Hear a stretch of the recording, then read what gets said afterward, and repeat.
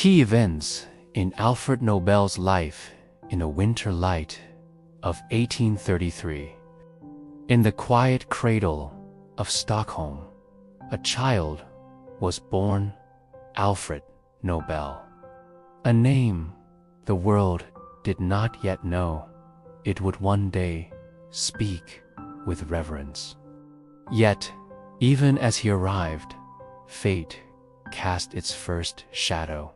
His father, Emmanuel Nobel, was falling into bankruptcy. The Nobel home, from the very beginning, knew the taste of both brilliance and hardship, like a spark waiting for fuel. 5 years later, in 1838, Emmanuel journeyed alone across vast lands to St. Petersburg, Russia, seeking a new beginning. There, in the hum of machinery and ambition, he built a workshop of iron and ideas. His designs for sea and land mines captured the interest of a Russian general. And soon, the venture blossomed into a thriving engineering enterprise.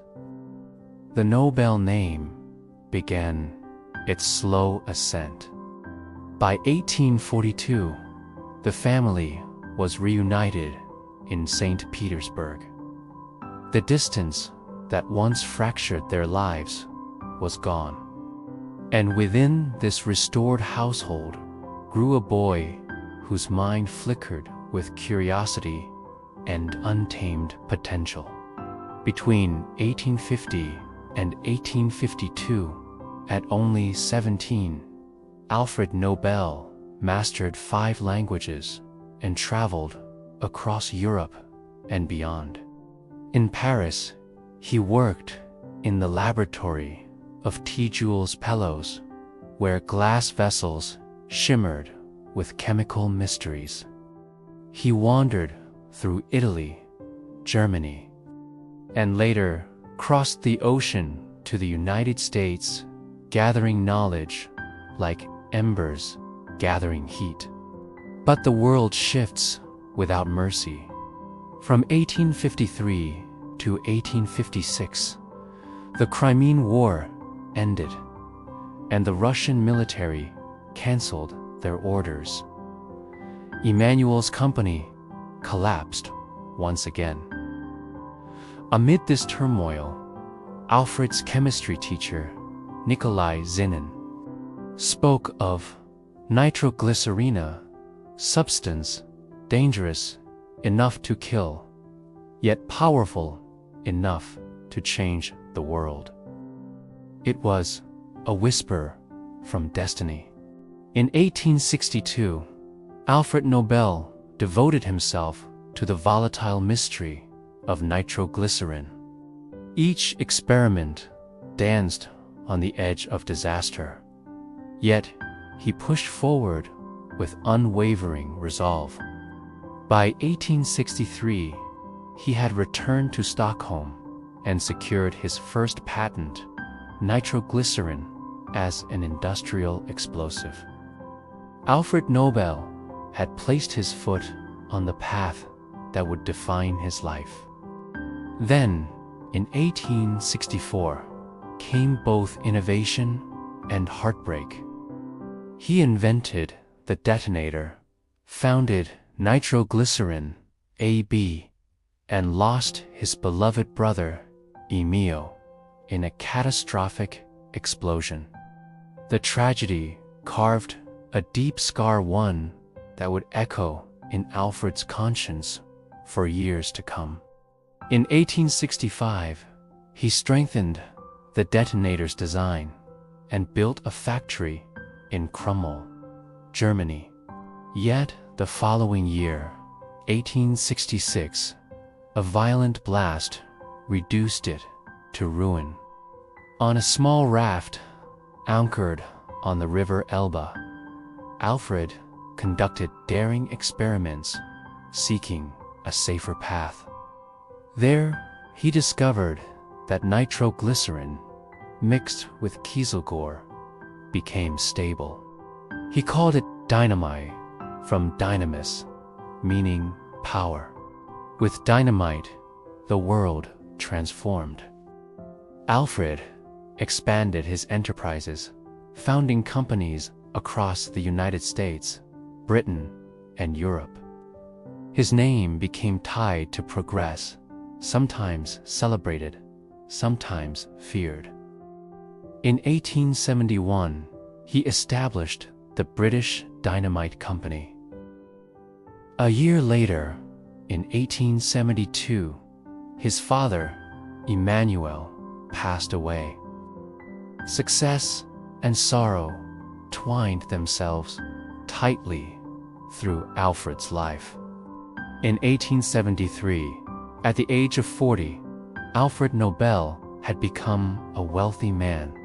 He moved to Paris, settling in Avenue Malakoff, while factories in Scotland began producing nitroglycerin and dynamite on an industrial scale.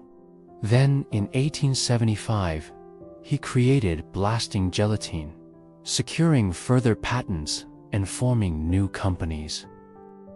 His name had become an empire.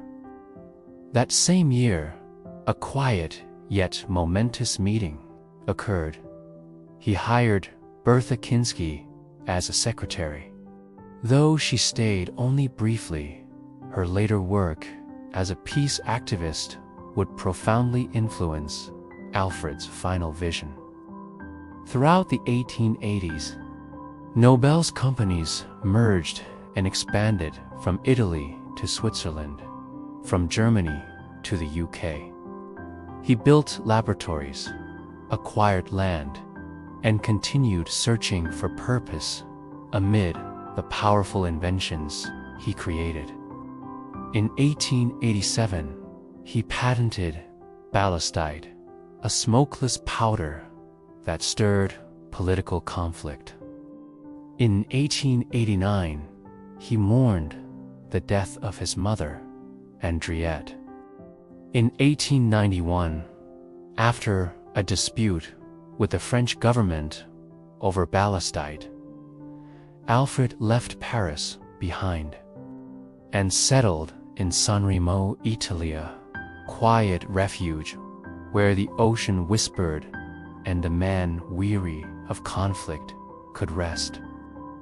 In 1893, he hired a young engineer, Ragnar Solomon, who would later carry the immense responsibility of executing his final will.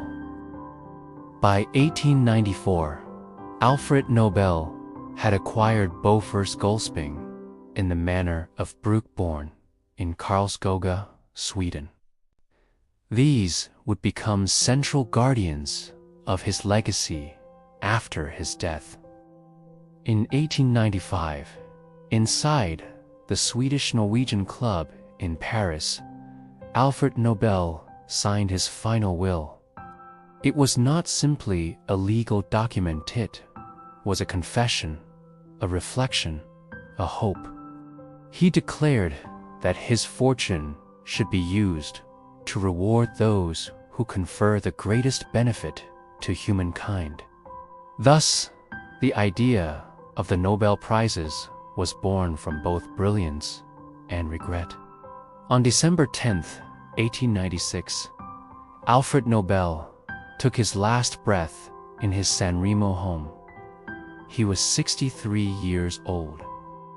He left behind a world reshaped by his inventions, more powerful, yet he dreamed it might also become wiser. 5 years later, in 1901, on the anniversary of his death, the first Nobel Prizes were awarded.